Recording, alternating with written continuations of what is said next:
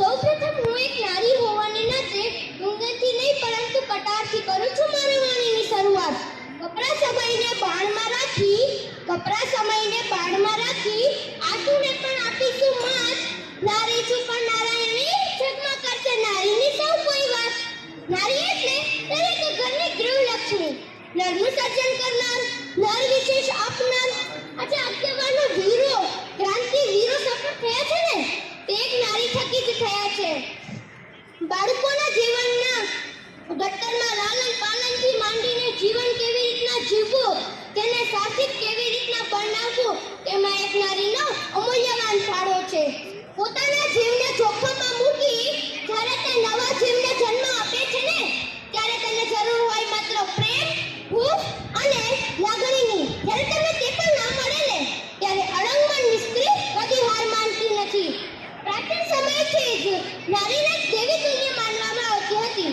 સીતા, ગીતા અને કુંતલની સંસ્કૃતિ છે. ભારતની આ સંસ્કૃતિ વિશ્વ વિખ્યાત છે.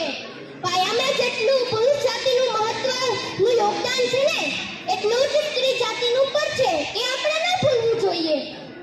મહાન સન્નારીનો યાદ કરીએ તો લક્ષ્મીબાઈ, મીરાબાઈ, કલ્પના ચાવલા, સુનીતા વિલિયમ્સ, કિરણ બેદી દેશ અને દુનિયાના દ્રષ્ટાંતે લઈ શકે એવા ઉન્નતિના શિખરો તેમણે સર કર્યા છે. મિત્રો, પૈસાથી તો બધું જ ખરીદી શકાય, પરંતુ પ્રેમ અને વાત્સલ્ય કદી નહીં ખરીદી શકાય. એટલે જ પ્રભુએ પ્રેમ અને વાત્સલ્યને એક નારીને આપ્યું છે.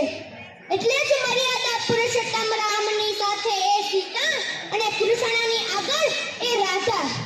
નારી વગર તો ઘરની કલ્પના કરવી પણ મુશ્કેલ થઈ શકે છે.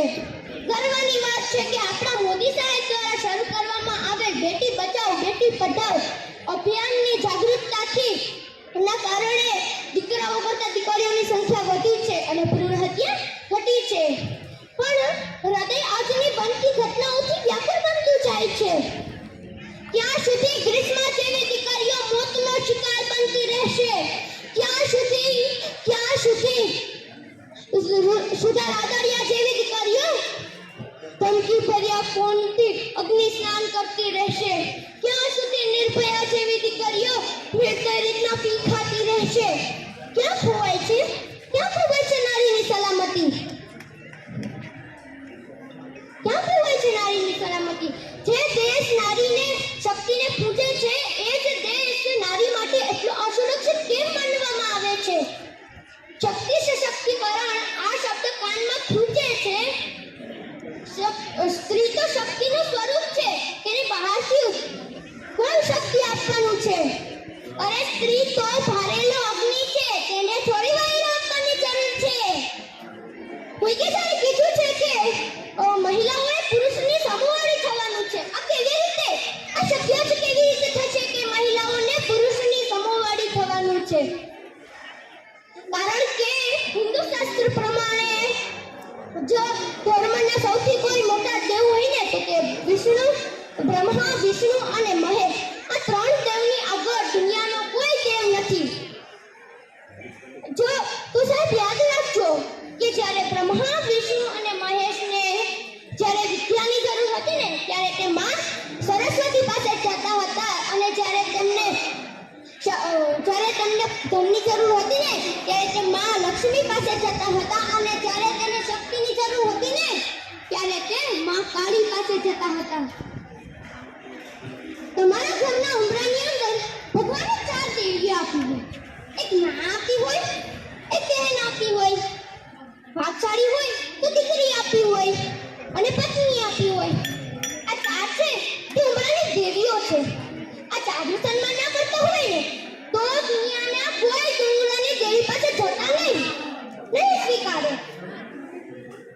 અને આપણે નજર કરી આપણા દેશની સંસ્કૃતિ ઉપર. અરે નજર કરીએ પહેલી સતી અંશયા ઉપર ત્યારે તેને ખબર પડશે. ત્યાં ત્રણેય દેવ તેમની પરીક્ષા કરવા જતા હતા. ત્યારે ત્રણેય દેવ અન્ય સાધુ બનીને ગયા અને કહ્યું કે અમે સાધુ તારા અંગે જમીએ પણ અમે નંગતો થઈને જમીએ. જો તે હા પાડે તો તેમને સ્ત્રી ધર્મ લાંજે અને જો તે હા પાડે તો તેમને ગૃહિણી બધી અંશોએ આવ્યા અને ભગવાનને પ્રાર્થના કરી અને તેના પર પાણી છાંટી અને તે ત્રણેય દેવ બે વર્ષના બાળક બની જાય છે. અને ખરેખર સાહેબ આપણા દેશની સંસ્કૃતિના આપણે વારસદારો છીએ. તો અહીંની સ્ત્રી માટે કહેવું જ પડે કે યા દેવી સર્વભૂતેષુ શક્તિરૂપેણ સંસ્થિતા. નમસ્તસ્યે નમો નમઃ. Thank you. ખૂબ સરસ.